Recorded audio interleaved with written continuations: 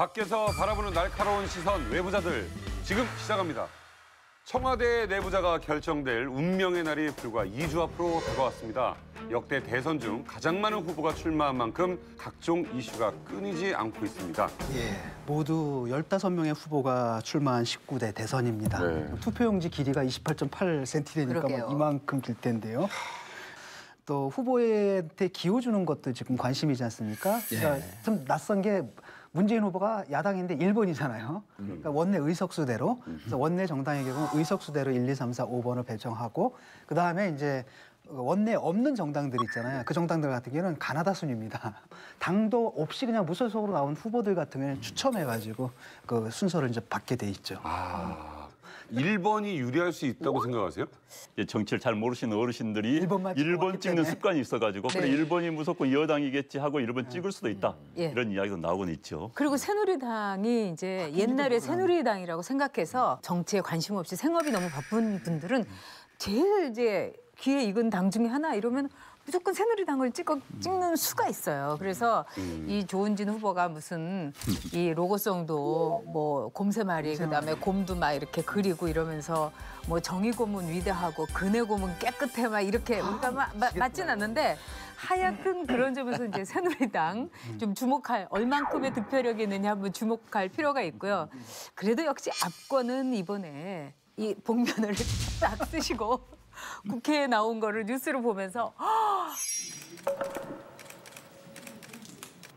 각 후보들 간에 복면 토론을 제안합니다. 제가 복면을 한번 써보겠습니다. 이 복면을 딱 쓰시고 국회에 나온 거를 뉴스로 보면서 각 후보들 간에 복면 토론을 제안합니다. 제가 복면을 한번 써보겠습니다. 여러분, 이 복면만 보고는 제가 누군지 모르겠죠. 이재호 늘 한국당 대표가 그 말씀 하시는 것 보고 참 좀 마음이 아팠습니다. 그렇죠. 사실. 나는 내 생각을 말하기 위해서 나왔다. 당선이 아니라. 그런데 이제 3억입니다. 기타금이.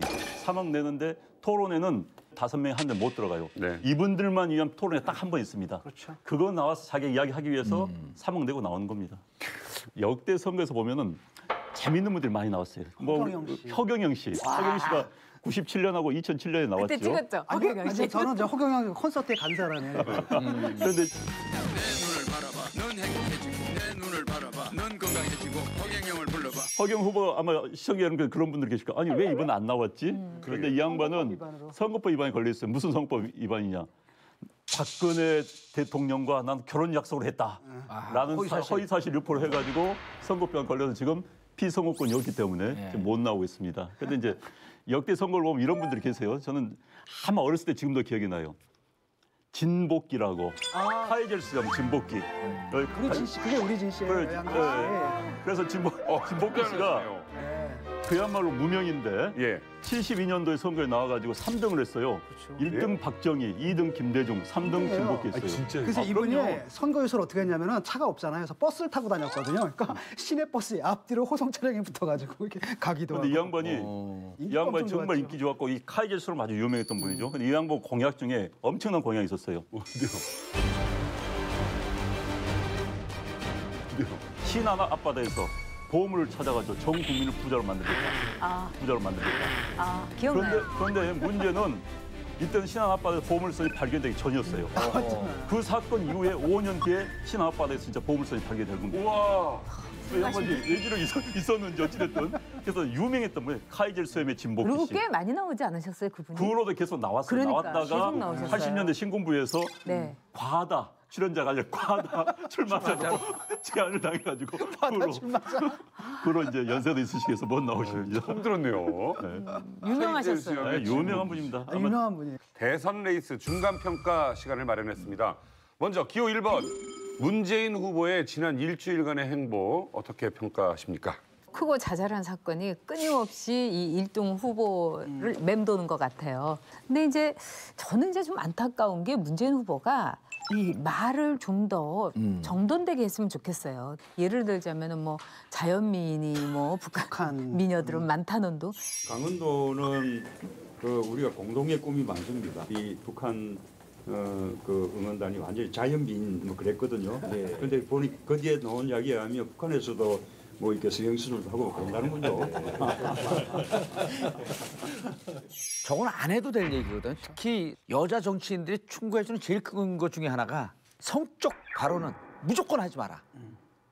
칭찬도 하지 마라. 예쁘다고 칭찬도 하지 말고. 네. 이 자연미인 때문에 옛날에 한번 안상수 당대표가 구설수에 올랐었잖아요. 한번 예? 그 전사가 있었고 예. 남자들이 흔히 착각하는 게 뭐냐면 여자들한테 난 칭찬을 했는데라고 하는데 예. 그게 이제 여성 혐오 발언이 굉장히 부정적으로 표현되는 혐오 발언이 있는가 하면 긍정적으로. 표현되는 또 혐오 발언이 있어요. 그래서 남자들은 못 느끼는데 여성들은 금방 느끼고 굉장히 기분 나빠한다고. 그리고 이제는 이게 지금 그런 인식이 퍼져가지고 많은 남자들이 지금 조심하고 있다고. 예. 지금 이제 문재인 후보가 그런데 앞서서 첫 유세지를 대구로 잡았다. 지금 이제 전체 행보가 보수층에 대해서 일단 호석을 가지려는 그런 정책을 쓰고 있는 것 같아요. 그런 예. 운동을. 문재인 후보의 구호가요. 이번에 선거 슬로건이 나라다운 나라, 듬직한 대통령. 든든한 대통령. 이게 이제 여유입니다. 이게 과거는 여당 후보도 이런 이야기했어요. 예. 야당 후보들은 변화. 역대 슬로건 중 최고의 슬로건 그거 아닙니까? 못 살겠다 갈아보자. 야당 후보들은 다 그걸 이야기하는데 이 슬로건은 전형적인 여당 슬로건입니다. 그런데 이게 재밌는 게 2002년도에 네. 이해창 후보 슬로건 이거였어요. 나라다운 나라. 이번도 나라다운 나라. 똑같은 겁니다. 예. 여당 후보의 안정감을 보여주기 위한 그 전략을 지금 쓰고 있는 건데 저는 그건 잘하고 있다는 생각이 들어요. 자, 이번 선거는 막판까지 보수층의 전략적 선택이 어떻게 되는 것인가 라 따라서 결정이 날 겁니다. 여러 가지 사고가 있었지만 제가 그나마 평가해 준 건 바로 뭐냐면 문재인 1번 쇼핑몰, 일본가 쇼핑몰 이거 인기 있잖아요. 대단했어요. 엄청나게 인기가 문재인 좋았는데 일본가. 이때까지 공약집 줘도 아무도 안 읽었어요. 근데 비로소 읽게 만든 거예요. 그다음 또 하나는 뭐냐면 맞춤식이에요. 요즘 쇼핑할 때도 내가 어디 참잖아요. 그리고 광고가 맞춤식으로 날아오잖아요. 그것처럼 맞춤식으로 내가 원하게 된 그게 딱 날아오게 해서 비로소 사람들에게 공약을 읽게 만들었다라는 그 아이디어 있잖아요. 그건 굉장히 높이 평가합니다. 저는 저 문재인 그 일스트 버스트. 이거 일본가로 하세요 그냥. 이번 후보 중에서 나 정말 이거 아재 개그 금지법 한 그 후보 찍는다. 문재인 원스트. 또야 부르고 싶으면 부르세요 그냥. 저는 이번에 문재인 후보의 1번가 네. 이게 정치하는 분들의 뇌를 한번 빵 친 것 같은 느낌이 드는 거예요. 그러니까 재밌잖아요. 재밌어요. 배송은 5월 9일 날 됩니다. 뭔가 내가 참여하는 듯한 느낌이 들어요. 그리고 뭔가 진짜 5월 9일 날 물건을 받는 듯한. 그러니까 대중들이 일상적으로 접하는 게 물건을 이제는 쇼핑몰에 사잖아요. 네. 그런 일상적인 그 인터페이스거든요. 그걸 갖다 정치랑 그냥 결합시키니까 아주 무리 없이 가게 만들어준 거예요, 그게. 네. 큰 그리고 이제 좀 아이디어가 무엇에 좋았죠. 관심을 많이 갖고 있는가, 정말 뭐가 이제 환영받는 공약인가, 어떤 상품이 많이 팔렸는가 이런 거를 이제 후보 차원에서도 다 파악이 되기 때문에 일종의 아주 용이하고도 편리한 빅데이터가 네, 거기서 맞아요. 이제 나올 수가 맞아요. 있어요. 자, 그런가 하면 너무 화끈한 성격 탓인지 매일 롤러코스터 같은 하루를 보내는 후보가 있습니다. 기호 2번 스트롱맨 홍준표 후보의 일주일. 안 원장님 어떻게 보십니까? 본인 스스로 스트롱, 홍준표, 홍스트롱, 또 트럼프 이야기했죠. 아니 다를까 화제는 많이 일으켰습니다. 뭐 설거지는 여성의 몫이다. 아니 그것도 하늘이 정해진. 하늘에 중해진 여성 몫이다. 그래서 난 저도 뭐 가끔 합니다만 내가 여성인가 하는 생각이 들었습니다만은 어찌됐든 두 가지 있는 것 같아요. 기본적으로 홍준표 후보의 성격이 좀 그렇습니다. 직설적입니다. 이야기를 담고 그냥 가려서 또는 꾸며서 한 스타일이 전혀 아닙니다. 그 직설적인 거 날렸던 거 하나.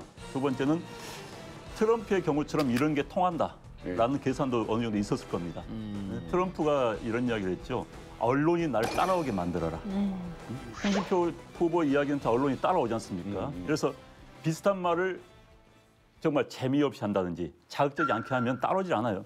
그런데 홍준표 후보는 그걸 아는 겁니다. 저는 하늘이 정한 게 그 설거지는 여성이 하는 거다. 저는 이거는 크나큰 실수라고 생각해요. 근데 이제 더 큰 실수라고 제가 느끼는 게 뭐냐면 그럼 실제로 홍준표 후보가 진짜 그런 사람이냐? 아닌 거예요. 굉장히 그 위압적으로 보이는 거예요. 그냥 사모님한테 꼼짝도 못해요. 진짜 꼼짝도 못해요. 그럼요. 그러니까 어디 이렇게 출장을 같이 가잖아요. 그러면 어느 후보 사모님이 마중을 나오십니까, 공항에. 그것도 막 새벽 5시에 도착할 때라든가 막 이런 때라도 꼭 나오세요. 그래서 이번에 좀 그런 거 아니라고 네. 그 부인께서 그러니까 이렇게 집에 가서 제가 말도 보기에는 해줘요. 설거지, 청소, 빨래 다 하실 수도 있어요. 근데 왜 그런 분이 기저귀 빨래도 이렇게 해서 널어주셨고 남편이 나가기 전에 설거지 싹 해놓고 이렇게 나가고 그랬어요. 하늘이 내린 게 이러면서 여성의 일이 설거지다 뭐 이런 사과는 식으로 했어요. 본인이 내 강하게 보이기 위해서 그런 것 이야기를 같아요. 했지. 아니, 그런 것 같아요. 그 홍준표 상남자. 후보님 같은 경우는 캠프가 준비가 안 되어 있습니다. 그렇죠. 그래서 모든 정책을 우리가 공약을 들여다보려고 해도 거기 아직도 준비가 안 되어 있습니다. 그래서 중요한 정책조차도 개인의 생각, 개인의 개인기로 이렇게 나오는 그 정책들이 많고 이미 자기가 얻어갈 수 있는 20% 정도의 잠재 지지율은 늘 있는 분이에요. 왜냐하면 보수 진영이 붕괴는 돼 있어도 이걸 잘 정비하면 그 전통적이고 약간 좀 수구적인 그런 거지만 한 15, 20%는 상존하고 있거든요. 어쨌든 자유한국당에 타고 나왔기 때문에 홍준표 후보는 자기 얘기를 하면 먹어갈 수 있는 것을 근데 여기서 자기 얘기를 하지 않고 다른 당 얘기만 합니다. 예를 들었고 문재인이 대통령 되면 김정은이 대통령이다. 그러게요. 그다음에 안철수가 대통령이 되면 박지원이 대통령이다. 오히려 자기가 판을 깨고 있는 것 같은 느낌이 드는 거예요. 지금 보수 진영에 필요한 것은 개혁을 통한 거듭남이라는 거예요. 이건 그렇죠. 공적 과제예요. 맞아요. 후보라면 이걸 들고 나와야 되는데 재밌게도 뭐냐면 이 부분을 하고 있는 게 차라리 유승민 씨란 말이죠. 그다음에 그럼 당은 또 왜 그렇게 가느냐. 이분들도 보수 개혁 이거 없는 겁니다. 그냥 TK만 믿는 거예요. 맞아요. 어차피 TK만 믿으면은 또 뭐 저 새 정권이 들어서서 좀 잘못하고 이러면 또 다시 해서 우리가 옛날 세력을 그냥 얻을 수 있다라고 이렇게 판단하는 겁니다. 지금. 목소리부터 포스터까지 파격 변신을 이어가는 기호 3번 안철수 후보의 전략 어떻게 보셨습니까? 안철수 후보의 포스터를 볼 때 네. 개인적으로는 이제까지 제가 본 포스터 가운데 최고의 포스터예요. 왜 그러냐면은 지금 우리 국민들의 정서나 속내가 뭐냐면 정당 보고 찍지 않고 인물 보고 찍겠다예요. 이번 선거는 그게 굉장히 확연해요. 그래서 그런 점을 꿰뚫은 포스터예요. 그리고 이제 3번에다가 또 이제 그 V자 양쪽에 두 후보를 이렇게 제끼고 딱 이렇게 여는 듯한 모습, 열린 듯한 모습. 열듯이. 네, 그게 굉장히 저는 아주 산뜻하고 그다음에 아주 신선했어요. 네. 예전에 안철수 후보가 그냥 회사를 경영했을 때 한번 아주 기발한 광고를 이 신문에 실은 적이 있어요. 전 지금도 그것이 생생한데 머리를 무지개색으로 염색한 광고를 실은 적이 있어요. 기억나세요? 네. 그렇게 할 수 있는 용량이 되는 거예요. 그것은 우리가 이 새로운 시대에 뭐든지 할 수 있고 뭐든지 상상 가능한 거 아니에요? 당명을 뺀 것은 물론 뭐 안철수 후보의 생각이었는지 또는 안철수 후보의 생각을 미리 읽은 이재석이라는 뭐 세계적인 광고 커피라이터의 생각이었는지 잘 모르겠습니다만 그런데 이제 선거에서 군소 정당의 후보들은 당명을 굉장히 끝에 조그맣게 합니다. 어쩔 때 이제 여야 양대 정당의 국회의원 선거에서도 그 지역에서 자기 정당의 인기가 굉장히 낮다. 네. 영남에서는 뭐 민주당이 낮다. 호남에서는 무슨 뭐 새누리당이 낮다면은 당명을 끝에다 조그맣게 넣습니다. 안 보일 정도로 그렇게 하는데 저는 이번에 안철수 의원도 그런 심리 분명히 있다고 봐요. 왜? 당으로 승부하는 거 아니다. 이번 선거는 안철수지 국민의당 대 어디의 싸움이 아니다. 네. 이건 특정한 당, 특정한 이념, 특정한 세력에 얹혀 있는 거 아니다. 그래서 국민을 들고 나오는 전략입니다. 사실은 안철수 후보가 지금 스케이트로 말하면 이게 양쪽 날 있잖아. 전혀 이질적인 두 개의 날을 갖다가 평행을 하면서 이렇게 가는 거야. 가고 있는데 문제는 뭐냐? 이렇게 가고 여기 하나가 딱 되잖아요. 그럼 조금 가다 보면 이게 벌어져요. 넘어진다고. 근데 문제는 뭐냐? 이쪽 지지자 쪽으로 향하게 되면은 이쪽 날이 좀 따라와 줘야 되거든요. 따라와 지겠냐라는 거죠. 호남하고 TK다라는 게 갈라지고 있는데 지금 그 봉합을 하려고 굉장히 애를 쓰고 있는 것 같아요. 양쪽을 다 걸치고 가는 겁니다. 정말 보수와 호남이라는 자칫 잘못하면 한쪽에서 야 보수의 대표 하면 대표하냐 하면 호남이 떨어져 나갈 수 있고 또 호남의 대표하면 보수가 떨어져 나갈 수 있어요. 그래서 정말 위험한 스케이팅을 타고 있는 겁니다. 이게 정말 문재인 후보는 표가 단단합니다. 그렇지만 넓지 못해요. 안철수 후보의 지지자들은 넓지만 단단히 못합니다. 그때는 아슬아슬하게 쓸고 담아야 되는 이걸 끝까지 레이스를 해야 되는 겁니다. 남은 기간에 가장 몸조심해야 될 후보가 안철수 후보입니다. 가장 곤혹스러운 전략에 빠져 있는 후보가 안철수 후보라고 하는 느낌이 들어요. 어떤 점에서요? 20대의 로망이었었잖아요. 청년 멘토였어요. 그렇죠. 근데 지금 청춘들이 다 떠났어. 왜지? 그다음에 60대 이상에서만 이기고 있어요. 이런 부분에 대해서 지금 해석이 안 나오고 있기 때문에 지지율이 계속 고착화 상태로 이렇게 가는 상황. 그리고 중반부에 넘어서면서 문재인가 이걸 뒤집는 골든 크로스를 만들어야 되는데 그걸 못 만들고 있는 권옥선 측면. 그래서 선거 팀을 잘 통제하면 지지율이 더 올라갈 것 같아요. 문재인이 되어야 호남의 몫을 가져올 수 있습니다. 안철수가 돼야 한다는 것을 제가 일부러 한번 실수를 해봤습니다. 득표 상승 효과에 고춧가루 뿌리고 있어요, 계속. 지금은 언론에 나오죠? SNS 다 보도가 되고 있죠? 하는 척하고 어디 숨어 있으라는 얘기예요. 그러니까 지난 목요일에 채널A에 나와서 상황 얘기가 나오니까 예. 내가 지금 75인데 지금부터 내가 이렇게 욕심을 갖겠느냐 나서지 않겠다는 얘기를 하더라고요. 예.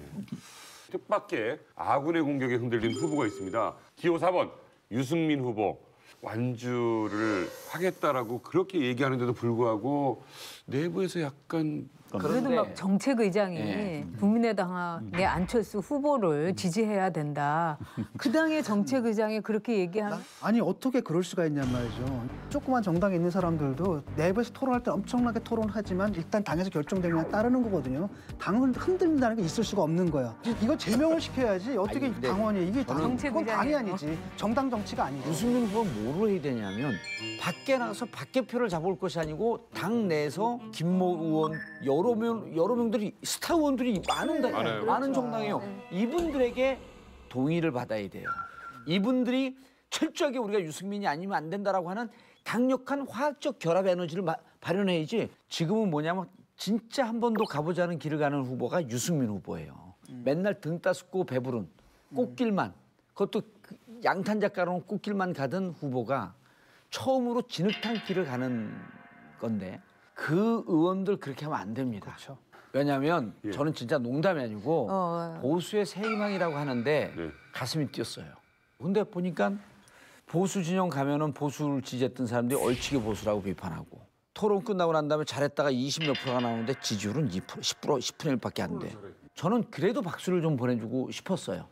이제 그 정당 구성원들은 과거에 여당 소속 네. 또는 제1야당 소속이었습니다. 그렇죠. 그분들이 대선할 때는 항상 되는 걸 전제로 뛰었던 분들입니다. 그분들 입장에서 볼 때 후보가 나왔는데 2, 3%밖에 안 나와? 본인들도 일단 힘이 빠지는 거예요. 또 이런 상황에 익숙지가 않은 겁니다. 그렇지만 이제 후보는 가겠다. 그러니까 밑에 이제 정당 내에서는 이거 따라가야 되나 말아야 되나 그런 게 있는 것 같아요.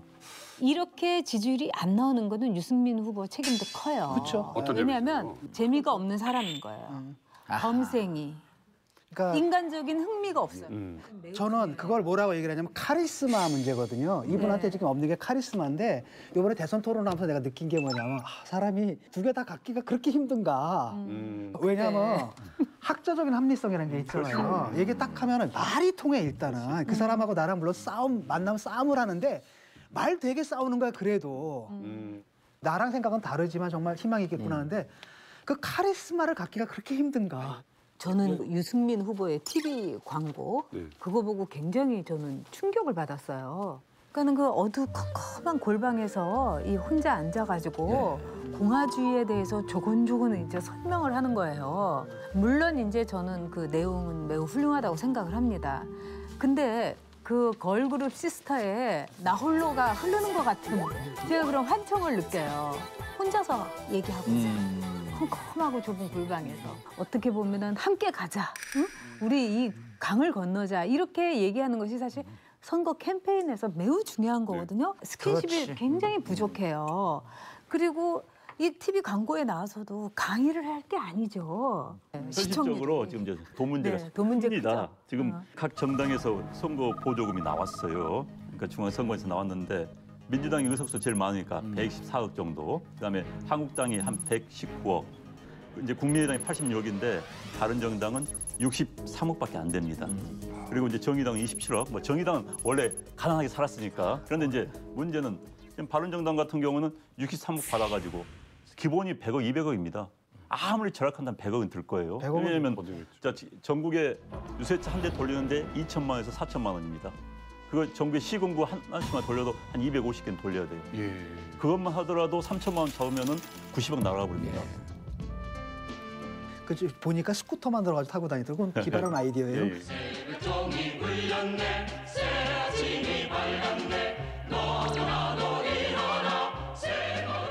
정당은 돈을 봅니다, 사실.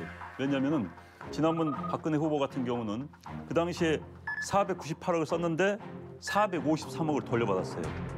그런데 177억을 네. 또 받고 그다음에 또 후원금, 특별당부 229억을 받았어요. 그러니까 선거 치고 나면 한 300억이 남아버리는 거예요. 이런 정당. 그런데 이제 당이 운영이 되는 그 거니까. 운영이 되는 거예요. 그걸 또 이 선거 한번 치른 다음에 돈을 쌓아가지고 또 운영하고 이런 식으로 하는데 가장 큰 문제가 홍준표 후보입니다, 사실. 홍준표 후보는 빚을 250을 빌렸어요, 250을. 예. 주로 시도에 있는 건물 부동산인데 그게 한 500 정도 돼요. 그걸 담보로 250을 빌렸어요. 15%가 넘으면은 다 보존을 받습니다. 15%를 못 넘으면은 환급을 못 받고 10% 넘으면 이제 절반을 받습니다. 그런데 9.9% 나온다니까. 근데 9.9% 나오면은 250을 빌린 거 다 썼다. 어떻게 돼요? 부동산 다 넘어가는 파산이죠. 거죠. 넘어가는 당이 파산이에요, 당이. 그러면 만약에 그렇게 된다면 홍준표 후보는 보수 정당의 엄청난 죄인이 되는 거죠. 절박하니까 이제 돈 얘기를 하는 건데 저는 유승민 후보가 이번에 돈 쓰는 선거 하지 말고 완전히 감량을 해야 돼요. 그렇죠? 제일 잘하는 강점이 있지 않습니까? TV 토론. 여기에서 한 번 나올 때마다 본인 개인으로는요. 100억짜리 마케팅 광고 찍는 겁니다. 이것이 정치의 밑바닥부터 다시 시작한다라고 하는 그 각오를 하고 보수의 세기를 놓으면서 지금은 흙길이지만 언젠가는 내가 꽃길을 놓겠다라고 하는 그런 각오로 갈 건지 포기할 건지 유승민 후보가 난 결단을 좀 해야 될 거라고 봐요. 포기하면 대한민국 보수는 새로운 희망을 잃어버리는 거예요. 자, 마지막으로 좀처럼 오르지 않는 지지율에 네거티브라도 환영한다라는 그녀 심상정 후보 이야기를 해보도록 하겠습니다. 그 문과 안의 격차라는 게 굉장히 팽팽했잖아. 이런 손해 보거든요. 왜냐하면 정의당 지지자들 중에 상당 부분이 이제 그 옛날에 국참당 계열 있지 않습니까? 이 부분들은 사실은 반은 이렇게 좀 달라요. 쉽게 말하면 마음은 저쪽에 가 있는데 그 당이 안 받아주는 거예요. 이 사람들이 너무 급진적이라고 그쪽 당의 기준에서는. 그래가지고 여기 와 있기 때문에 흔들립니다. 그런데 만약에 이제 문과 안의 격차가 쭉 커지면은 좀 안심하고 찍고 아 그래 당선은 되고 그 다음에 그럼에도 불구하고 진보는 나가야 되기 때문에 유의미한 득표율, 막 두 자릿수 득표율 이게 되는데 지금 이제 박빙이잖아요. 박빙으로 보도가 되고 있기 때문에 거기서 좀 위축된 게 좀 있습니다. 근데도 많이 달라진 게 2012년만 해도 그때 난리가 났거든요. 사퇴하라는 압박이 엄청나게 그렇죠. 심했는데 지난번 총선 때 그런 거 없어요. 사람들의 의식이 많이 바뀌었다라는 거죠. 진보 정당이 원내에 들어온 게 당연히 10년 처음 조금 넘은 거죠. 그만큼 본연기로. 눈부신 이제 발전을 보였고 저는 이번에 이제 심상정 후보가 개인적으로 매우 뛰어난 후보라는 걸 보여준 것 자체로도 큰 의미가 있다고 생각해요. 심상정 후보가 갖고 있는 이제 노동에 대한 관점은 결국은 사람의 관점이거든요. 사람이 어떤 식으로 정말 이 험한 이 기계화되는 4대 혁명 속에서 살아남을 수 있는 거에 대한 화두를 저는 던졌다고 봐요. 그래서 이 심상정 후보에 대해서 이 문재인 후보에 오히려 당황하게 만들었다. 이래가지고 그냥 온갖 사람들이 그러게요. 막 공격을 하고 정의당에 대한 지지를 철회하고 당원을 이제 탈당하고 막 이런 거는 우리의 성숙하지 못한 정치 문화의 한 단면이라고 봐요. 어쨌든 한국 정치에서 정의당의 위치는 필요하다고 봅니다. 또 한국 정치에서 또 그런 진보 정당의 목소리를 내주는 게 필요하다고 보고 문제는 별 관심을 못 끌고 있죠. 어저께서 노회찬 의원이 네거티브로 좋다. 좀 공격 좀 해다오. 관심 좀 가져다오. 사실 정치는요. 네거티브를 받아야지 또 뜨는 겁니다. 기본적인 거 있어요. 근데 대선 후보께 너무 네거티브해서 문제지만은 사실 유승민 후보나 심상정 후보 입장에서 네거티브라도 받아가지고 관심을 언론에 그걸 더 받는 게 더 중요하죠. 그러니까 노이즈 마케팅이 힘 있는 마케팅이 되는 거예요. 그렇죠. 그런데 어찌됐든 심상정 후보는 3억 내고 이번에 역할 제대로 하는 겁니다. 그렇죠. 3억 내고 자기 정책 마음대로 이야기할 수 있잖아요. 사실 미국 같은 데는요 나올 수가 없어요. 우리나라는 이제 TV 토론에 기본적으로 의석수 5명 이상인 정당 또는 직전 선거에서 100분의 3 이상의 득표를 올린 정당. 또는 여론조사에서 100분의 5, 5% 이상을 얻은 정당인데 5% 안 되잖아요, 솔직히. 그럼에도 불구하고 지금 나와서 정책을 마음대로 이야기하고 철학을 이야기했었다는 거 엄청난 겁니다. 미국 같은 데는요. 미국은 정확히 15% 기준입니다. 15% 미달인 후보는 토론에 나오지는 않아요. 그러니까 항상 양당 후보만 싸우니까 토론이 제대로 되죠. 그래서 어찌됐든 5명 나왔을 때 심상정 후보 제일 잘했다는 이야기 들으면서까지 할 수 있다는 건 엄청난 기회죠. 진보당에서는. 지난번에도 얘기했지만 대한민국 정치 지평은요. 촛불 이전과 촛불 이후, 탄핵 이전과 탄핵 이후로 바뀌었습니다. 그래서 이번에는 수구적인 정당 그리고 대통령이 잘못하고 국정농단하고 그랬을 때 침묵했던 부역자들 이런 분들이 이제는 대한민국 정치에 발을 붙일 수 없다라고 하는 역사적 근거를 남겨야 되는데 이번에 정의당 심상정 후보는 뭐를 해줘야 되냐면 홍준표 후보를 이기는 선거를 해줘야 돼요. 그것이 대한민국 진보고 이번이 촛불 대선이 만들어낸 성과이기 때문에 이걸 그냥 뭐 적당히 한 5, 6% 정도 하는데도 그 안주하고 만족한다? 난 이건 아니라고 봐요. 자, 후보들의 검증 과정에서 TV 토론 또한 치열합니다. 2차 토론에서 문재인 후보가 북한 부적 관련 토론 이후 맹공격을 받았죠. 북한이 주적입니까? 북한이 우리 주적입니까? 주적. 대통령으로서는 할 일이 아니라고 생각합니다. 대한민국 정부의 공식 문서에 북한군이 주적이라고 나오는데 대한민국 국군 통수권자가 북한군을 주적을 주적이라고 못한다? 그거 말이 되겠습니까? 저는 입장을 밝혔습니다. 예. 그러니까 주적이라고 말씀 못 하신다. 제 생각은 이거죠? 그러합니다. 아니 주적이라고 말씀 못 하신다는 거죠? 대통령 될 사람이 해야 될 발언은 아니라고 봅니다. 알겠습니다. 자, 불안한 안보가 노출이냐, 색깔론 공세냐, 어떻게 생각하십니까? 저는 문재인 후보의 이 대응이 적절치 못했다고 생각을 해요. 저 역시 문재인 후보가 뭐 흔히 얘기하는 대로 빨갱이라든가 뭐 사상이 불온하다고 그렇게 생각하지 않아요. 그렇지만은 안보라는 것은 언제든지 우리가 주적 개념에서 출발을 하는 거예요. 네. 또 여기에 대해서 민주당에서는 이렇게 얘기하죠. 그거는 국방장관이 알아서 판단할 거고 문재인 후보도 그렇게 얘기를 했고요. 그리고 동시에 외무부 장관을 가동을 시켜가지고 북한하고는 대화를 해야 된다. 그러면은 대통령은 뭘 하는 사람이죠? 대통령은 어떤 결정을 해야 되고 대통령은 어떤 지향점을 보여줘야 되는 거죠? 그리고 또 저는요, 그때 박광원 공보단장이 이런 얘기를 했어요. 대통령이라면 국방장관에게 적의 위협에 대한 만반의 태세를 갖추라고 이야기하면 된다. 그럼 여기서 얘기하는 적은 누구냐 얘기예요. 그런 점에서 저는 문재인 후보가 이런 식의 발언으로 계속해서 문제를 일으키는 거, 이게 질문을 한 유승민 후보의 문제가 더 크냐? 저는 답변을 적절하지 못하게 한 문재인 후보가 좀 심각하게 고려를 해야 할 문제라고 저는 오히려 반대예요. 왜냐하면 문재인 후보가 이 부분을 정말 분명하게 말했고 굉장히 애매모호하게 했는데 이 부분 정말 확실하게 말했다고 보고 되게 높이 평가하거든요. 일단은 유승민 후보가 얘기한 건 팩트가 틀렸습니다. 국방 백서에 주적으로 규정돼 있지 않아요. 2004년 국방 백서에서 주적 개념을 삭제를 했고요. 2010년 육군 정책 보고서에 주적 표현이 들어있지만 지금 2016년에도 국방 백서의 주적 개념은 없습니다. 2010년에 잠깐 그 부활시키자는 논의가 있었는데 부활되지 않고 박근혜 정권과 그다음에 이명박 정권 때 그냥 넘어온 겁니다.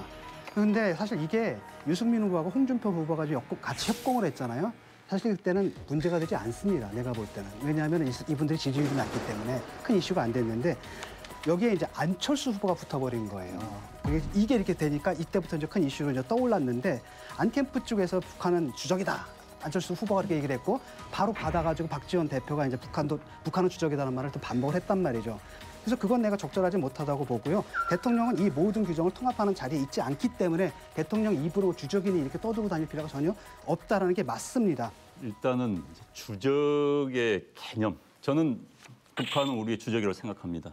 대한민국 군은 전체 병력의 99%를 북한에 대비하기 위해서 준비를 하고 있습니다. 그럼 주적이죠. 그게 주적 아니면 뭡니까? 네. 하나의 국가는 가상 적국을 만들고 있습니다.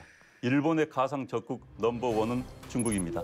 넘버2가 북한입니다. 넘버3가 러시아, 넘버4가 사우스 코리아, 남한입니다. 다 그렇게 주적 개념이 있어요. 그런데 이제 주적 개념을 어떻게 설정을 해서 글에 담는가 문제죠. 국방 백서는 우리가 67년부터 만들어 왔어요. 국방 백서 이제 국민들에게 국방에 대한 현황을 알리기 위해서 만든 건데 94년도에 판문점에서 남북 정상하는데 북한 측 대표인 박영수라는 친구가 나와가지고는 서울을 불바다로 만들겠다 이렇게 이야기를 한 겁니다. 남북 간 긴장이 됐어요. 그래서 이제 95년도에 국방백서에 북한을 주적으로 상정하며라는 글을 넣었습니다. 그래서 이제 주적 개념이 거기서 공식적으로 들어간 것이죠.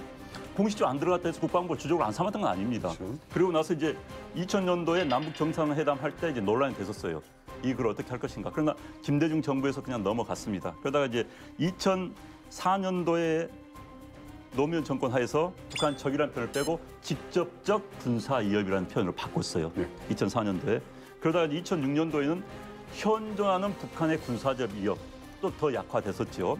그러다 2008년도에는 심각한 위협 하다가 이제 2010년도에 북한 정권과 북한군은 우리의 적 주적이라는 표현을 뺀 겁니다. 그러나 실질적으로 주적이라는 표현과 마찬가지인 거예요. 왜? 북한 말고 지금 우리 국방부가 대비하는 적이 어디 있습니까? 그런데 문제는 북한은 군사적으로는 우리의 적이 맞습니다. 주적입니다. 그러나 또 한편으로는 이중선을 가지고 있어요. 통일과 관련해서 협상하고 통합을 해야 될 또 우리 민족이거든요. 이 두 개인데 전 문재인 후보가 질문이 들어왔을 때 본인이 정리가 안 된 거예요. 북한에 대한 개념이. 저는 만약에 문재인 후보가 이렇게 했더라면 다 박수 받았을 겁니다. 유승민 후보한테 자꾸 왜 하나를 강요하느냐. 북한은 이중성이 있다. 자, 군사적으로는 주적 맞다. 대한민국 군은 전부 모든 대한민국 포함 북한을 향하고 있지 않느냐. 그건 주적 맞다. 그렇지만 통일을 위해서라면 그래서 함께 되어야 될 파트너다. 이중성이 있다. 그래서 난 대통령으로서 그 두 개를 다 생각하고 때에 따라서 어느 측면을 강조하면서 국가를 운영해 나가겠다라고 하면 정리가 끝나는데 거기서 자꾸 이제 왜 대통령한테 그런 대통령 될 사람한테 물어봅니다 하면서 자기가 말려든 거예요. 자, 그런데 유승민 후보의 이런 자세에 대해서 실망한 거예요. 사상 검증이잖아, 지금 이게. 그렇죠. 사상 검증을 하는 거예요. 이게 대한민국의 대통령 후보로 나온 문재인을 아주 극히 일부 수구 쪽에서는 빨갱이가 되고 문재인이 대통령이 되면 남북 문제에 있어서 실질적으로 김정은이 대통령이 될 것이다. 그거 5명 후보 중에 1명이 얘기했는데 그거를 아마 대한민국 국민들이 동의하는 사람 10%도 안 될 겁니다. 그런데 유승민 후보가 이제까지 태도와는 다르게 사상 검증을 하려고 그 문제를 던진 거예요. 이렇게 봐야 되는 거죠. 북의 문제에 대해서 문재인 후보가 과연 이걸 모를까? 그리고 이 문제를 저 양반이 빨갱이하고 북한과 북한의 정권에 동조하는 것을 부각시켰고 내가 내 지지율을 올리려고 그런 거 아닐까? 이런 개념으로 보이는 거예요. 그리고 저는 오히려 유승민 후보는 국방위원장이에요. 그럼 그분이야말로 주적 개념과 적 개념을 더 정확하게 알고 있어야 됩니다. 근데 이거를 지금 2017년 서로 색깔 논쟁하지 말자, 지역 감정 뛰어넘고 정책 경쟁하자 이런 와중에 새로운 보수를 표방하는 분이 이걸 갖고 문제 제기를 했다?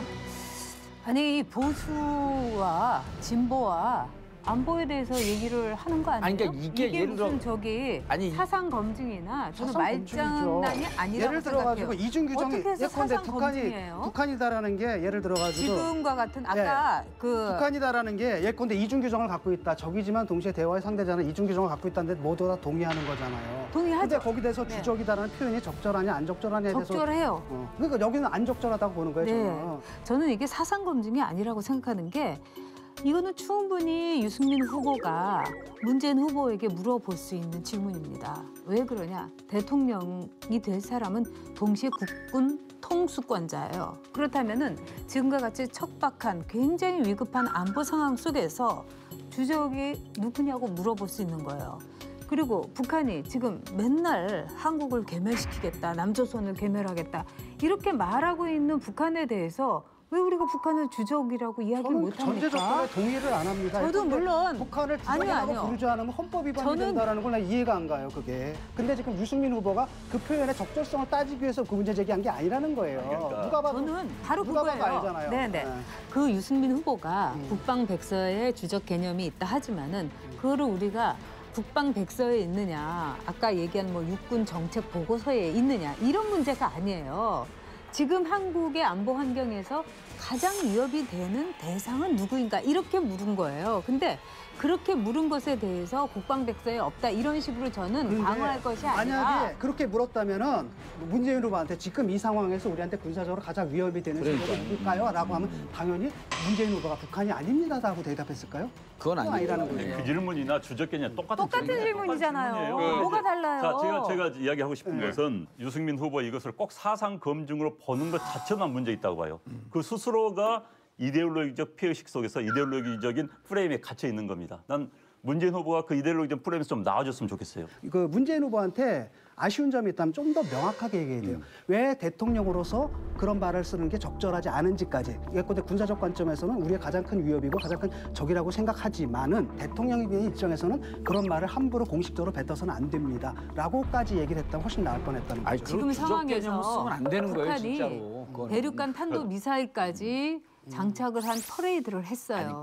이런 상황 속에서 주적이라는 얘기를 왜 못하죠? 그러니까 그 그게 문제 그렇게 지금 봐요. 문제가 지금 이런 됩니까? 태도거든요. 이 문제를 어떻게 해결하느냐에 대해서 진보 쪽하고 보수 쪽하고 의견이 다른 겁니다. 의견을 조율할 수가 있는 거죠. 그렇죠. 그래서 저기 유승민 후보가 물어본 겁니다. 그렇죠. 근데 주적이라는 그러면 말을 갖다가 계속 강요를 하는 식으로 물어보게 되면 안 된다라는 그건 거죠. 옳지 않았지. 네. 그게 강요라고 생각하지 않고 저는 명확하게 문재인 후보의 안보관을 확인하고 싶어서 안보관의 확인이 아니라고 그런 봐요. 거에 대해서 궁금해하는 사람이 있어요. 저도 사실은 문재인 후보가 빨갱이도 아니고 종북 좌파가 아니라고 분명히 얘기를 했어요. 그러나 안보관에 대해서 우리가 안심할 수 있는 자기의 생각을 가진 후보라면 문재인 후보의 그 걱정하고 있는 확장성이라든가 문재인 비토라든가 이런 건 잠재울 수 있는 거예요. 그건 또 다른 측면인 게 후보로서 그렇게 해야 되잖아요. 또 다른 측면이 있는 게 예를 들어서 주적으로 규정을 하게 되면 이 정권이 등장하게 되면 굉장히 불안할 거라는 위험해진다고 봐요, 저도. 그다음에 이쪽에서도 위험해진다고 봐요. 뭡니까? 이쪽에서도 거기에 대해서 반발을 갖는 사람들이 있다라는 겁니다. 이게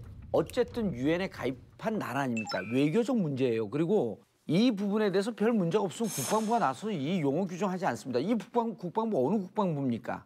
이 보수 정권에서 임명된 국방부에 근데 여기에서 나서서 이 부분에 대해서 논쟁하지 마십시오. 그리고 우리는 주적 개념 쓰지 않습니다. 주적 개념은 더 이상 사용하지 않는 개념이다라고 했을 때는 헌법 4조에 나와 있는 평화통일의 대상이다라고 하는 것의 무게와 우리의 적성 개념과 이것이 양립할 수밖에 없는 우리 스탠스의 모호성이 같이 결합되어 있는 거라고 보는 겁니다. 그렇기 때문에 주적이라고 쓰지 않으면 안보관에 문제가 있고 적이라고 쓰면 안보관에 문제가 있고 이건 아니라고 보는 거예요. 근데 유승민 후보가 국방위원장답지 않게 이것에 딴죽을 걸어서 뭔가 안보관에 문제가 있는 사람으로 틀어가려고 했던 그 뉘앙스가 저는 더 문제가 있다고 보는 거예요.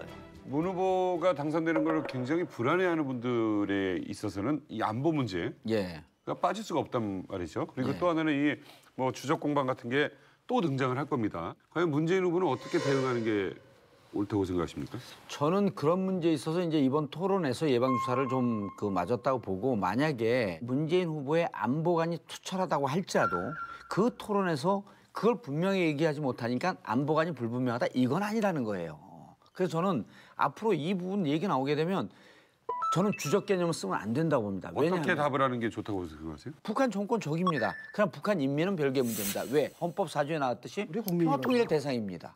이렇게 답변하면 되는 거죠. 네, 그런가 하면 스트롱맨 홍준표 후보 설거지 문제에서 뭐 성차별 발언 논란이 있었는가 하면 또 사과를 해서 진화가 되느냐 싶었더니 느닷없는 자서전 논란이 터졌습니다.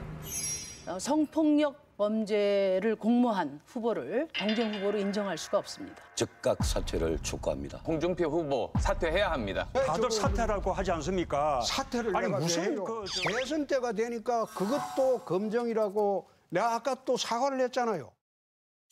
이건 너무 심각한 사안이라고 생각해요. 범죄 행위예요, 사실. 그래서 이런 거를 책에 쓴 것도 참 기가 막히긴 하지만은 지금 이런 상황에서 인생에서 가장 큰 악재가 터진 게 아닌가. 잘 보셔야 되는 게 대학교 1학년 때 사건처럼 보이잖아요. 대학교 1학년 때 사건처럼 보이잖아요. 이 책을 쓴 무렵이 2005년도예요. 그렇죠. 그 2005년도면 삼선 의원 때입니다, 이때. 당시 그 한나라당에서 최은희 의원이 기자 여성 성추행 것 때문에 탈당을 당하는 그런 사건이 터질 그 무렵에 그러니까 성 문제에 대해서 의식 수준이 예민하고 민감하게 받아들여질 이 시점에 삼선 의원이 아무 생각 없이 이걸 썼다는 게 이게 이 사람이 도덕 불감증이나 성범죄 불감증 이런 걸 보여주는 거 아닌가 싶은 정도의 끔찍한 거죠, 이거는. 가장 좋은 건 정말 평생 안고 죄책감을 갖고 살아가야 되는데 여기서 썼는데 이게 뭐냐면 약간 자랑기예요. 왜냐면 남자들 그런 거 있잖아요. 우리도 그런 거. 아, 내가 고등학교 때 좀 놀았어. 아, 그때 참 못된 짓도 많이 했지. 그다음에 이제 미안해가 마지막에 한마디. 지금 생각해서는 크게 잘못한 건데 이러면서 옛날에 제가 좀 약간 놀았다라든지 이런 걸 좀 과시하는 부분이거든요. 이 의식 상태가 문제라는 거죠, 기본적으로. 어찌됐든 중요 정치는 입도 무거워야 되고 행동도 무거워야 됩니다. 그런데 홍준표 후보가 지금까지 그렇게 무겁지가 않았어요. 그런데 그게 대선 후보급이 되기 전에는 다 묻혀갑니다. 아, 유머 있는 사람, 사람들하고 잘 어울리는 사람인데 대선 후보가 나오면 다 까발려집니다.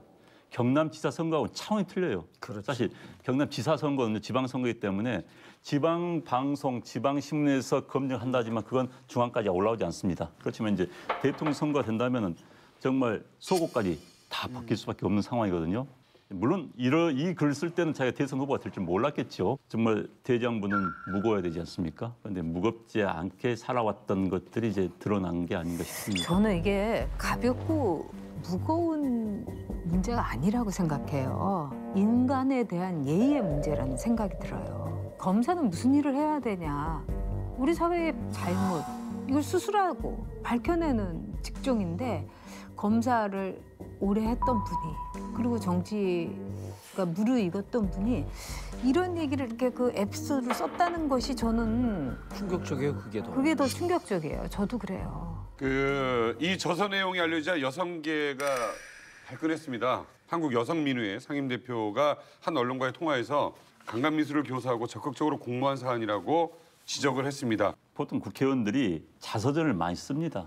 자서전 시작은 어머니 이야기부터 시작합니다. 그런데 이제 본인의 일생을 쭉 돌아오면서 이제 아마 재미있는 에피소드 위주의 책을 쓴 것 같아요. 네. 물론 이제 어렸을 때 이야기니까 본인은 이런 일도 있었다는 식으로 크지 않게 생각한 것 같아요. 그러나 지금 해당 피해 여학생, 그 학생의 입장을 본다면 어떻겠습니까? 정말 악몽 같은 일을 떠올 수 있는 거고. 그렇죠. 그래서 지금 이렇게 홍준표 후보가 2005년도에 이 일을 내가 악동이었던 대학 시절 이걸로 해갖고 자서전에 한 대목을 썼지만 아마도 그때 그 여학생은 아마 평생 이거를 상처를 입고 트라우마에서 벗어나지 못했을 거예요. 이게 환각을 불러일으키기도 하지만 이 양이 많았을 경우에 사망으로 이르죠. 굉장히 위험한. 그래서 이건 흉내도 내면 안 되는 일이죠. 아니 이거는 저희가 약국을 했잖아요. 이 약이 나중에 보니까 극이라고 써 있어요. 극약이라고. 예, 그러니까 향정신성 그런 의약품이거든요.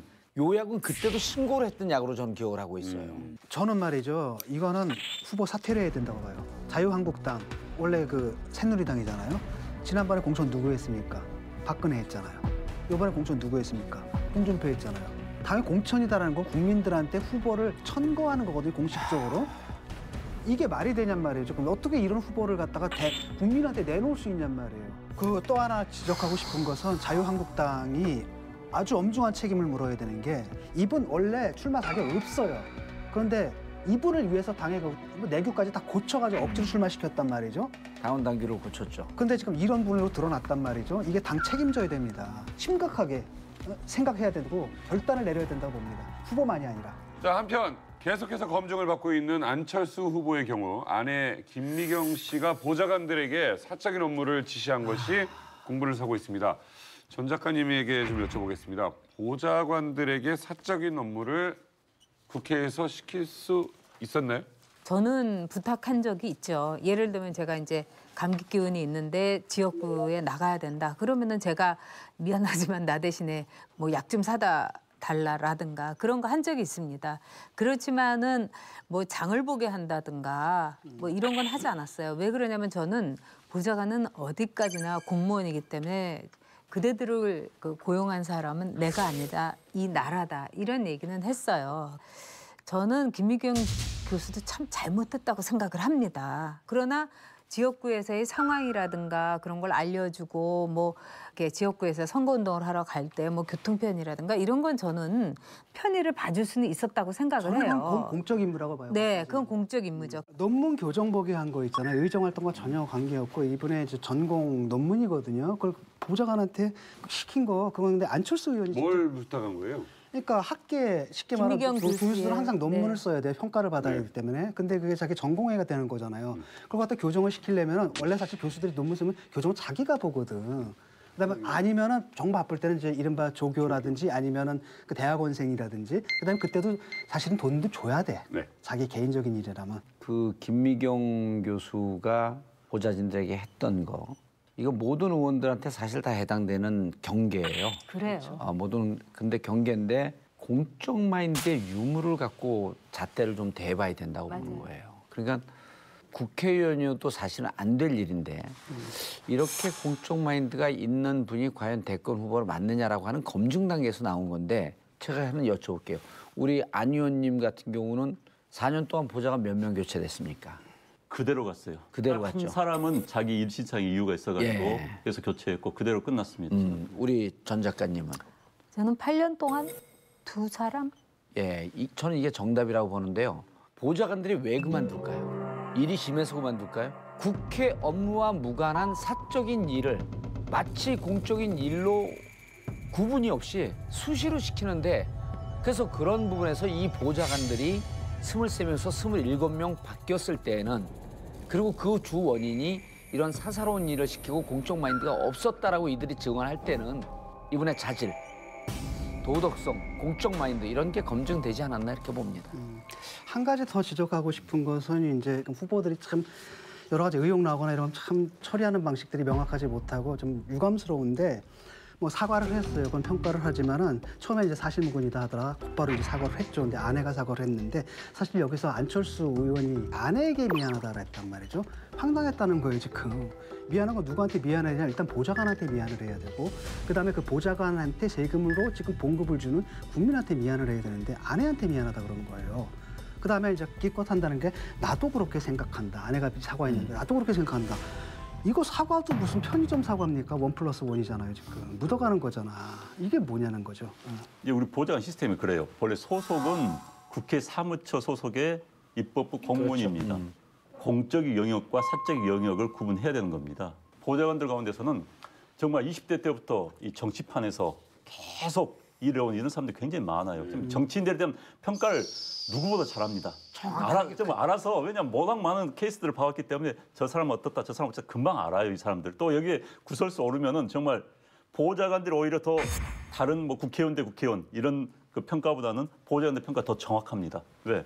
워낙 오래 있었기 때문에. 그리고 또 하나는 먼저 정직하게 내놓는 겁니다. 변명하는 것보다는 이 일을 처리하는 방식에 있어서의 정직을 가지고 승부를 한다면 이걸 어느 정도 덮어갈 수 있는 겁니다. 그렇지만 그렇지 않다고 한다면 또 키워질 수 있는 것이죠. 근데 사람을 국회의원도 이제 제가 이제 2번이나 하면서 봤는데 정말 이상한 국회의원들이 많아요. 제가 보기에는. 그래서 우리가 만났잖아.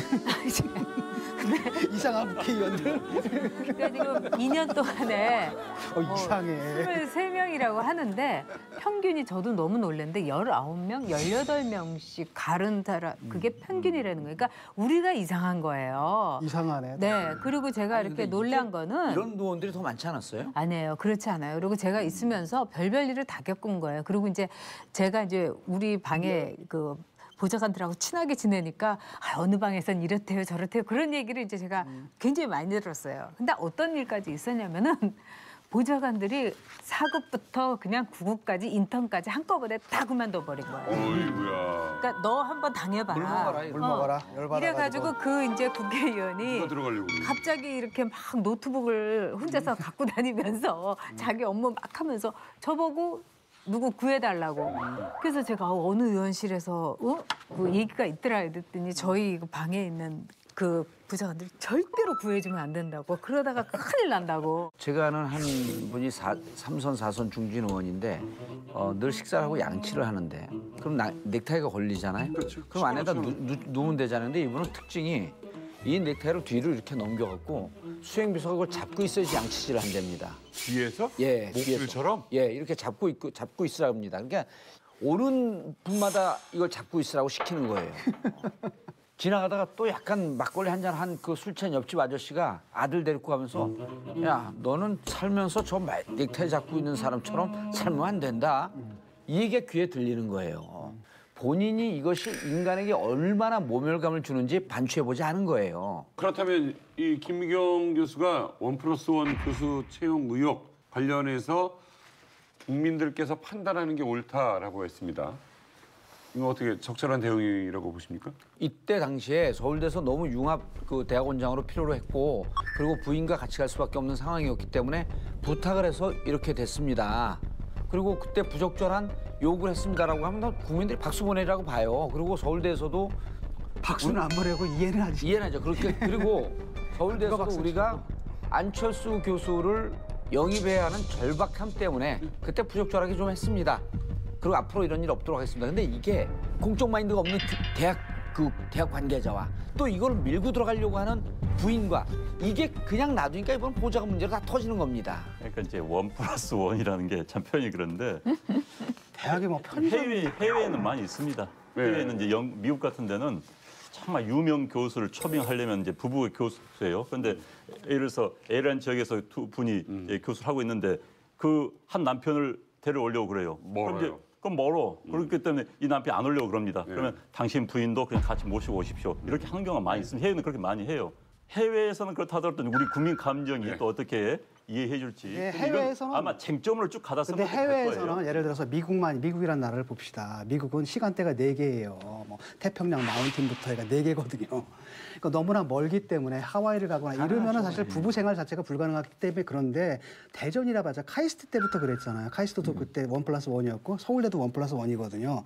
근데 대전 카이스트를 해봤자 그 KTX 하면 1시간 거리란 말이죠. 근데 이제 서울대 지역이 그렇게 떨어져 있지 않더라도 부부 채용을 하는 경우는 상당히 많아요. 그 부부들이 원할 경우에. 그리고 이제 지금 이거는 정말 제가 보기에는 한번 좀 곰곰이 생각해볼 문제인 것 같아요. 잘 모르겠어요. 공부사님. 대학에서 그런 경우가 있었는지. 죄송하지만 언제 터질지 모르고 나중에 어떤 일을 할지 모르니까 보좌관한테 서운하게 했던 거 있으면 지금 털고 가시죠. 지금 몰라. 지금 나중에 출마해봐야. 하셔서 보좌관들한테 책 쓴 거 뭐 있나? 너무 많이 썼어요, 책을. 저는 보좌관들한테 잘못한 게 너무 많아갖고요. 하도 많으니까 그쪽에서 고르다가 선거 기간이 다 지나가요. 발표도 못하고. 자, 아무튼 우리 외부자들은 전직 국회의원이 3분이나 계시고 보좌관을 바꾼 그만두신 분들 관련돼서는 아마 최소 인원이 아닐까 싶을 정도로. 그러니까 이게 정상에 난 아까 전혁 의원님이 많이 평균 17명이라고 하는데 자기 한 번밖에 못 해봤잖아요. 나 2번이나 해본 사람이에요.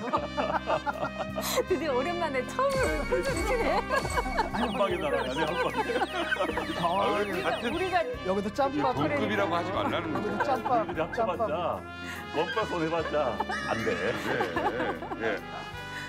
이번에는요, 최근 안철수 후보의 재산 관련 이야기를 한번 해보도록 하겠습니다. 이른바 안랩 주식 논란입니다. 안 원장님, 어떤 이야기입니까? 좀 이게 경제 용어가 나오기 때문에 좀 복잡합니다. 복잡하고 어려워요. 네, 어렵습니다. 제가 이제 간단히 제가 못 알아듣으면 못 알아듣는다고 말씀을 드릴게요. 예. 그럼 제가 다시 할게요. 예. 안철수 후보 하면은 이른바 안랩, 이른바 컴퓨터 백신을 만들어서 성공한 그런 기업인이죠. 그런데 이제 회사를 만들어가지고 이제 99년도 상황입니다. 99년도에 이제 BW라고 전환사채를 발부를 합니다. 그러니까 이 전환사채는 신주 인수권부 사채입니다. 이건 뭐냐면은 자 회사가 자금이 좀 어려워요. 그러면 이제 회사채를 발행을 합니다. 그러면 이제 누군가가 회사채를 돈을 주고 사는 거예요. 그 회사채는 실질적으로 돈을 빌리는 겁니다. 회사가. 그래서 이제 그 당시에 안철수 의원이 본인이 대표이사하면서 회사에 돈을 빌려준 거예요. 3억 4천만 원을 빌려줬습니다. 그런데 이제 회사에서 이제 조건이 뭐냐? 신주 인수, 새로운 주식을 인수할 수 있는 권리를 주는 사채가 된 겁니다. 그런데 이제 그 조건은 뭐였냐? 3억 4천만 원 이제 빌려주면은 한 주당 5만 원으로 25억 원어치의 주식을 살 수 있는 권리를 주겠다. 그 당시에는 벤처붐이 불던 시절이니까 많은 사람들한테 미래 가치를 보고 돈 좀 빌려다오. 그러면 1년 후에 우리 회사 가치가 높아질 것이니까 그때 이 주식을 살 수 있는 권한을 주겠다라고 이제 한 게 많이 유행이었습니다. 그런 와중에 이제 안랩도 그렇게 했었고 그래서 그 규정에 따라서 안철수 그 당시 대표는 3억 4천만 원을 내고 난 다음에 1년 뒤에 바로 25억을 주고 주당 5만 원짜리 주식을 산 겁니다. 사서 이제 근데 이제 여기서 문제가 뭐냐면은 그동안 많은 재벌 그룹들에서 많은 기업에서 이것을 대주주가 자기 소유권을 확실하게 하기 위한 지배력을 확실하게 위한 이 수법을 써왔어요. 변칙적으로 사용했던 거죠. 이제 삼성 SDS 사건에서 보듯이 에버랜드 전환사채 문제 바로 그겁니다. 이재용 삼성 부회장에게 삼성의 경영권 물러주기 위해서 편법을 사용을 한 거죠. 그런 케이스가 아닌가라는 이제 비난을 받는 겁니다. 그래서 이제 어찌됐든 그 당시에 안철수 이제 대표가 자기의 경영권을 확실히 했던 건 이걸 통해서 는 맞는 것 같아요. 주식 27% 정도였는데 이걸 사가지고 39%로서 대주주의 권한을 확실히 잡았기 때문에 정상적으로 자본주의적 과정이긴 하지만 안철수의 재산을 증식하기 위한 과정을 겪습니다. 뭐냐면 처음에 무상증자를 해요. 그다음에 또 액면 분할을 합니다. 액면 분할이라고 하는 것은 10,000원짜리를 1,000원짜리 만들면 10주가 되는 거 아니에요? 그래서 5만 원짜리 주식이 얼마가 되냐면 1,710원이 됩니다. 그리고 이분이 살 수 있는 권한은 5만 주였던 게 얼마로 되냐면 146만 주로 늘어요. 코스닥에 등록을 하면서 25억 투자했던 재산은 336억이 됩니다. 13.5배가 뛰는 거예요. 이건 회사가 돈을 필요해서 전환사채, 즉 신주 인수권부 사채를 발행한 것이 아니고 대주주에게 지분도 몰아주고 대주주의 재산 증식을 위해서 자본주의의 허점, 주식 등록의 허점을 이용해서 이건 튀긴 것이다. 여기에서도 역시 도덕적 결함이 있는 거죠. 공소시효 끝났습니다. 그러나 내 마음의 양심적 도덕성은 공소시효가 없습니다. 그런데 이제 거기서 이런 부분이 있어요. 이제 물론 안철수 당시 대표가 여느 벤처 투자가처럼 행동을 한 겁니다. 그 당시에는 이렇게 다 해왔어요. 많이들 그랬던 것 같아요. 그러니까 왜냐하면은 지금 이제 25억 투자해서 300을 버는 13배 번 겁니다. 그래서 13배는 그 당시 회사 만든 사람들이 다 그 정도는 벌었어요. 그런 사람들 많았죠. 그러니까요. 그러니까 이런 대통령 후보가 될 줄 몰랐겠죠. 그러니까 남들 하던 것처럼 했던 겁니다. 그런데 이제 삼성 SDS 사건과 차이는 하나 있어요. 삼성 SDS는 이른바 전환사채를 발행을 했어요. 그런데 삼성 비서실이 이제 개입을 한 겁니다.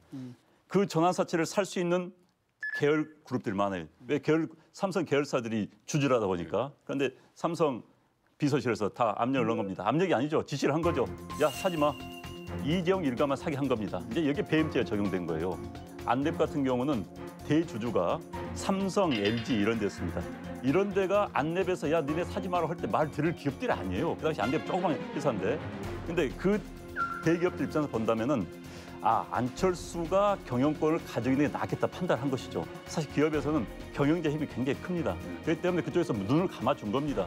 자기들 인수를 안 한 거예요. 그래서 다 산 거죠. 그렇기 때문에 삼성 사건하고 약간 결은 다릅니다. 그래서 그 당시 그런데 만행했던, 그러니까 아주 많이 있었던 그런 사건 중에 하나지요.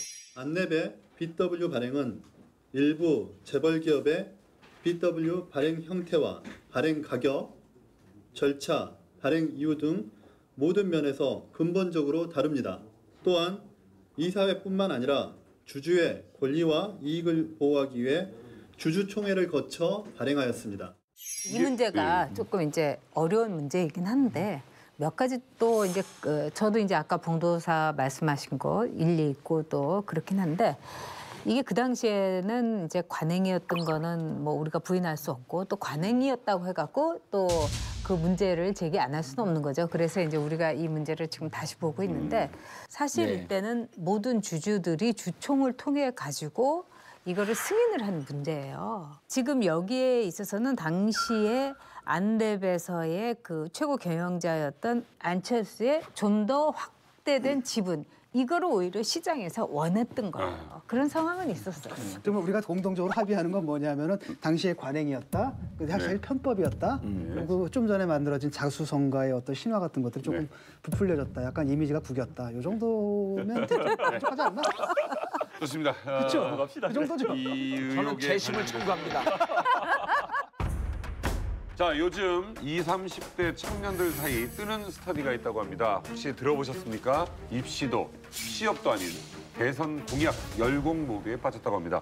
과거에는 없었던 풍경이죠. 일단 20대들이 좀 투표도 안 했는데 요즘에 이제 공약집들을 열심히 살펴보고 토론하는데 아무래도 내가 볼 땐 정유라 사건이 컸던 것 같아요. 맞아요. 그러면서 이제 여기에 관심을 갖게 되고 그다음에 탄핵 정국에서 또 결정적인 역할을 하는 게 젊은이들의 촛불 집회였잖아요. 그래서 자기들이 이런 기회를 갖고 왔고 자기들이 이제 바꾸는 주역이 될 수 있다라는 이런 것 때문에 관심이 확 늘어난 것 같습니다. 이번에는 지난번 박근혜, 문재인 때와 상황이 완전히 달라요. 20대 같은 경우는 지난번 4년 전에 비하면 18%가 높아졌어요. 30대는 지난번보다 9.8% 높아졌습니다. 40대는 16.3% 높아진 거죠. 그런데 이제부터 문제입니다. 50대는 그 당시에 투표하겠다 82.7%인데 이번에는 오히려 줄었어요. 그러니까 20대, 30대, 40대는 투표하겠다는 층이 10% 이상 늘었는데 50대는 는 게 아니라 오히려 줄었습니다. 약간. 그다음에 60대 이상은 7.9%가 빠졌어요.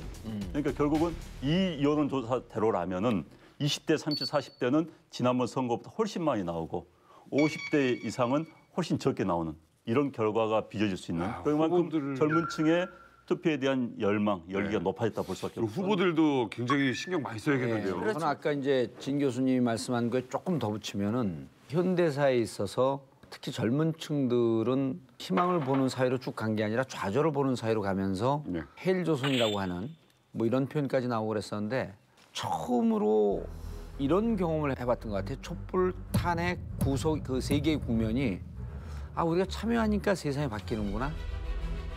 또 하나 특징적인 현상이 보수 쪽 후보하고 진보 쪽이 붙게 되면 이념 갈등, 지역 갈등 이런 게 되는데 이른바 이제 보수 쪽이 괴멸되면서 안철수, 문재인이 경쟁을 하면서 갈등의 선이 본선이 온 거예요. 그러다 보니까 그러면 아, 저 인물은 뭐지? 저분이 주장하고 있는 공약은 뭐지? 그 공약을 보면 정말 우리 생활이 이렇게 바뀌어질 수 있는가라고 하는 긍정적인 시그널이 그 어느 때보다 강력하게 오니까 이건 대한민국 저는 민주주의 역사에 혁명이 일어나는 거라고 봐요. 각 캠프에서 이런 청년층의 분위기를 반영한 것일까요? 이번 대선에서는요. 거대 담론 공약이 사라진 반면 생활 밀착형 공약들이 눈에 띄게 늘어난 것 같습니다. 이번 선거가 워낙 짧게 하다 보니까 각 정당에서 거대 담론을 준비할 시간이 없었습니다. 맞아요. 그리고 현대 정치가 굉장히 생활 정치화 돼갑니다. 그래서 나에게 어떤 이익이 되느냐, 저 후보가 됐을 때 나와 내 가족, 내 공동체 어떤 이익이 되느냐 이걸 계산하는 겁니다. 그렇죠. 그러니까 나와의 이해관계를 따지기 때문에 후보들도 그런 이슈를 개발할 수밖에 없는 거고요. 이제 이건 어떠지면서 유권자의 수준이 또 높아지기 때문에 그런 일도 가능한 겁니다. 좋은 공약 넘쳐납니다. 자, 실현 가능한 공약이 무엇이 있었을까요? 그래서 외부자들 대선 가이드 생활 밀착형 공약 검증 시간을 마련했습니다. 그중 하나가 가계통신비 인하입니다. 아, 이거 굉장히 좋은 아니, 아닌가요? 그렇죠. 왜냐하면 우리가 휴대폰을 갖고 있는데 휴대폰을 제2의 피부라고 하잖아요. 이번에 그래서 이제 후보들이 통신부의 절약, 절감을 위해서 상당히 많은 깊이 있는 공약을 내놨어요.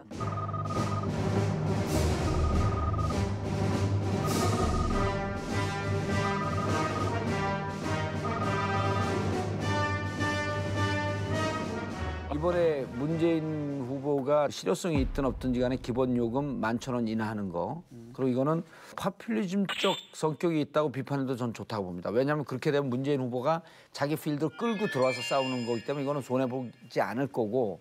그리고 여기 계시는 분들 한 달에 요금 2,000원, 3,000원 차이 나는 거 여기 있는 분들 안 따집니다. 그렇죠. 10대, 20대들은요. 500원, 1,000원, 2,000원 나는 거 샅샅이 따집니다. 맞아요. 그래서 이 부분에 대해서 가급적 통신사에서 정책을 노출시키면서 국민들이 알 수 있게 국민 친화적 정책으로 계속 노출을 시켜야 되라고 선언을 한 거죠. 그래서 이런 공공 와이파이 개념은 또 하나 이제 무슨 이중적 의미가 있냐면 이렇게 통신 분야, 그다음에 공적 삶의 일반적 수준과 연관된 부분은 공공의 영역이 살아나야 되는구나라고 하는 인식까지도 나는 만들어줄 수 있기 때문에 공공 와이파이라든지 저소득계층에 데이터 제공한다든지 이런 게 사실은 통신 복지거든요. 네.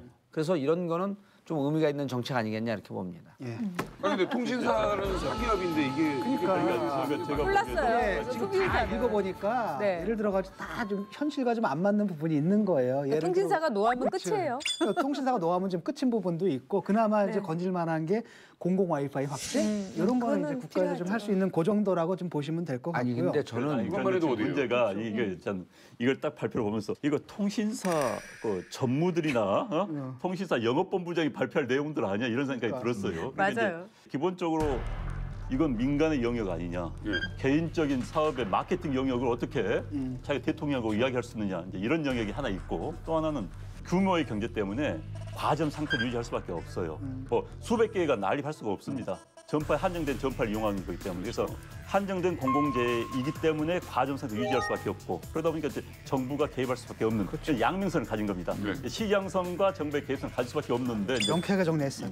이 조기 이게 지금 문제가 있는 거예요. 저는 통신료 제기한 게 저는 의미가 무척 있다고 생각을 해요. 이거를 정말 꼼꼼히 좀 들여다보면 준공공적 영역이라고 봐야 되는 게 시장과 국가 개입이 공존할 수밖에 없는.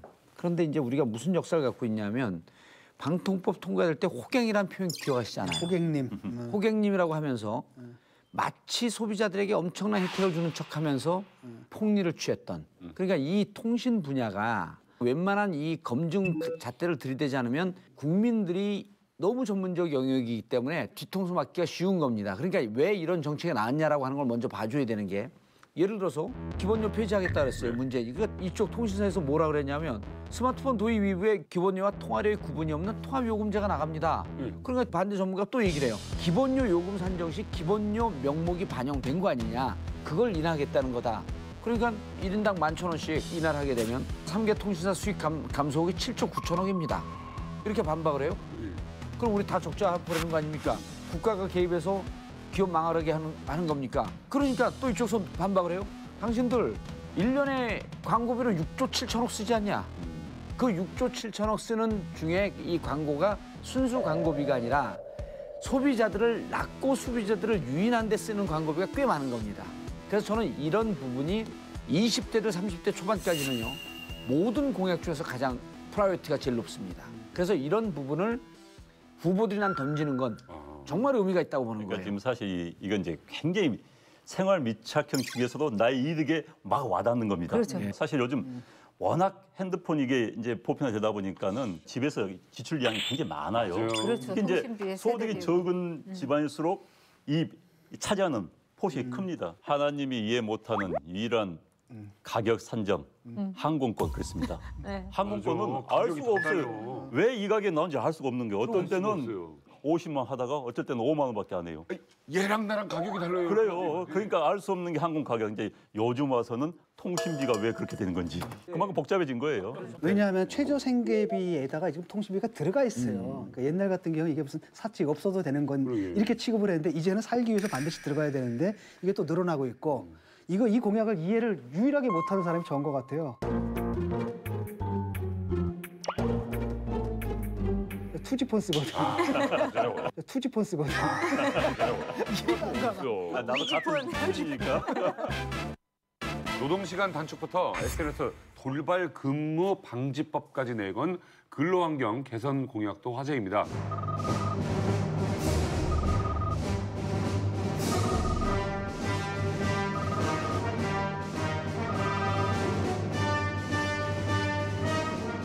자, 우리 외부자들이 이 중에 직장인들이 환영할 만한 공약을 하나 뽑아주신다면 뭘까요? 거의 모든 후보들이 뭐 주당 52시간이니 아니면 뭐 연간 1,800시간이니 다 좀 줄이자는 데는 다 합의하는 것 같아요. 연간 1,800시간 하게 되면 주당 34시간이거든요. 이 얘기 꺼내신 게 근데 심상정 그거 후보고. 심상정 후보가 그리고 안철수 후보가 1,800시간을 얘기를 했고 심상정 후보는 35시간을 얘기했는데 똑같은 겁니다. 또이또이한 거죠. 뭘로 표현했느냐. 사실 이건 굉장히 장기적인 과제잖아요. 그다음에 아주 해결할 게 굉장히 많을 겁니다. 왜냐하면은 어떤 직장 같은 경우에는 퇴근할 수 없는 데가 있고 또 굉장히 많은 그래서 아주 섬세한 수술이 필요하고 장기적으로 끌고 가야 될 과제인데 직장인들이 아주 당장 체험하는 건 유승민 후보 것 같아요. 칼퇴근법하고 그놈의 SNS 돌발 근무 방식. 아니 그런데 그게 이제 칼퇴근법 지켜질 수 있을 것인가의 문제하고 이제 우리나라가 2016년 기준으로 연간 노동 시간이 2,113시간입니다. 이게 OECD 34개 국가 가운데서는 2위예요. 멕시코가 매일 가장 많이 크고, 하는 순으로. 제일 많이 하는 일 순으로. 많이 하고. 그런데 이제 우리나라가 이렇게 시간이 많은 건 자영업자까지 포함된 시간입니다.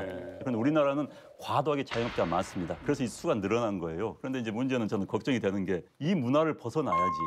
아무리 뭐 한 달라도 눈치 보는 문화. 자, 낮에는 대충 있다가 저녁 퇴근 시간 때 자리에 딱 앉아가지고 하는 문화. 또 이런 사람을 일 잘한다고 봐주는 문화. 이 문화를 탈피해야지. 오래 일하면 잘한다. 그러니까 그렇죠. 예전의 경우에 선배들 중에 이렇게 양복 저고리를 여기다 걸어놓고 튀는 사람들이 많았어요. 근데 제가 보기엔 지난번에 이제 대선 때 이제 손학규 후보가 저녁이 있는 삶이라는 캐치프레이즈를 했을 때 우리가 그 따뜻한 느낌, 그러니까 감동적인 공약이었죠. 근데 네. 이번에 결국은 이제 선거를 통해 가지고 저녁이 있는 삶을 실천하기 위한 구체성이 좀 저는 이번에 나온 것이 아닌가. 노동 생산성과도 맞물린 겁니다. 그렇죠. 우리나라도 노동 생산이 굉장히 낮아요. 낮아요. 아까 잔업 이렇게 있고 하면 늦게까지 버티는 문화 때문에. 그러니까 우리나라 미국의 68%. 그러니까 우리가 노동 생산성이 전체 34개 가운데 28. 우리 뒤에 있는 나라는 동유럽 국가들. 그리스, 뭐 헝가리, 이런 라트비아 이런 나라들, 그다음에 멕시코. 터키가 우리가 더 높아요. 그런데 재밌는 게 우리가 28인데 일본은 굉장히 선진국 아닙니까? 일본도 20이에요. 생산성이 굉장히 낮아요, 일본도. 일본하고 우리하고 같은 문화예요. 굉장히 비슷해요. 그러니까 눈치 보고 잔업 처리하고. 그런데 재밌는 게요. 미국 같은 데는요. 근무 시간 휴대폰 못 합니다. SNS 못 해요. 못 하죠. 철저히 초분단 일을 시키고 난 다음에 5시면 다 내보내버리는 거예요. 그래서 커피 브레이크가 있는 거예요, 미국에는. 근데 우리는 사실 수시로 커피 가서 마실 수 있는 연구를 따르면 독일 같은 경우에는 어떻게 하냐면 우리나라 사람들은 이제 출근을 하잖아요. 9시 출근이면 9시에 딱 와가지고 일 시작하는 30분이 걸려요. 커피도 한 잔 먹고 주식도 좀 보고. 근데 독일 같은 경우는 5분이 걸린다는 거예요. 딱 9시, 그다음에 5분이면 벌써 일을 들어간다는 거죠. 왜냐? 일찍 끝내주거든. 우리나라 사람들은 6시 넘어도 계속 회사에 있어야 되니까. 그러니까 그러는 거예요. 있어야 되니까 뭐 이제 일을 조금 뭐 늘어지게 이렇게 슬슬 할 수도 있는데 그러면은 회사에 6시까지만 있게끔 할 것이냐 아니면 먼저 당신들이 집중도가 높으면 그다음에 퇴근하겠느냐 이렇게 두 개를 뭐로 하겠냐라고 하는 논쟁에서 나는 이번에 후보들이 제대로 문제 제기를 했다고 봐요. 문재인 후보도 그렇고 유승민 후보도 그렇고 칼퇴근법을 제안했어요. 그다음에 52시간 노동은 다 주장을 했습니다. 그래서 이번에 제일 중요한 건 칼퇴근법을 시행하려고 하는 사회적 합의를 한번 도출할 수 있도록 노력을 하자. 제가 이제 여러 개 사업체를 하는데 저도 원래 시도 때도 없이 일해야 된다는 주장을 하다가 최근에 이제 사업을 할 때는 들어온 친구들이 이제 너무 어리고 자식 갖고 그러니까 정시에 퇴근을 시켜요 계속. 그리고 그 주말에 토요일 일요일 날 못하고 잔업 못하게 하고. 그러고 보니까 나와서 9시에 퇴근해서 6시 갈 때까지 전쟁을 치르는 거예요, 일을 하는 게. 정말 열심히 일을 하더라고요. 물론 이게 아주 빙산의 일각에 대한 경험이지만 요 칼퇴근법을 잘 도입을 하면 노동의 생산성도 높아지고 우리 그 근로자들 노동자들의 퇴근 이후의 삶도 충분히 좀 풍요로워질 수 있겠구나. 그래서 이번에 후보들이 합의한 다른 건 떠나도 노동 근로 조건에서 칼퇴근법은 다 합의를 하자. 제가 좀 찾아봤거든요. 실제로 어떤 효과가 있는지 찾아봤더니 노동 시간에 단순 투입량을 늘리면 생산성이 늘겠다. 그렇죠. 그게 아니거든요. 집중도를 늘리면 왜냐하면 오히려 줄이면 단축을 했을 때 생산성이 높아지고 그다음에 학자들만의 견해가 좀 있는데 전체적으로 보게 되니까 일자리가 몇십만 개가 늘어난다라고 얘기하더라고요. 그런 효과도 있고 또한 마지막에 더 중요한 게 우리가 일하기 위해서 사는 게 아니잖아요. 아까도 저녁이 있는 삶 말씀하셨잖아요. 살기 위해서. 저녁이 있는 삶? 저녁이 있는 삶. 저녁이 그러고 비슷하다. 행복하실 거예요. 요즘 대선 후보들의 열띤 경쟁만큼 로고송 전쟁도 치열합니다. 진보 정당 하면서도 선거운동 나가잖아요. 우리는 이제 돈이 없기 때문에 사람을 못 사기 때문에 당원들이 자원봉사도 나가거든요. 근데 그거 하는데 길바닥에 서가지고 해봤어요? 너무 민망하죠. 재미있는 사람도 있어. 너무 민망해. 너무 민망해. 이번에 나가면 안 보고 돼요. 싶다. 여기까지 어떻게 했어요? 어떻게 했어? 무조건이야 짠짠. 이거 딱딱 맞춰요. 우리 전 작가님 어떻게 아니, 했어요? 아니, 노래 나가면 조금만 보여주세요. 저는 저기 조금만 보여주세요. 정말 그 필사적으로 이렇게 춤을 추게 돼요.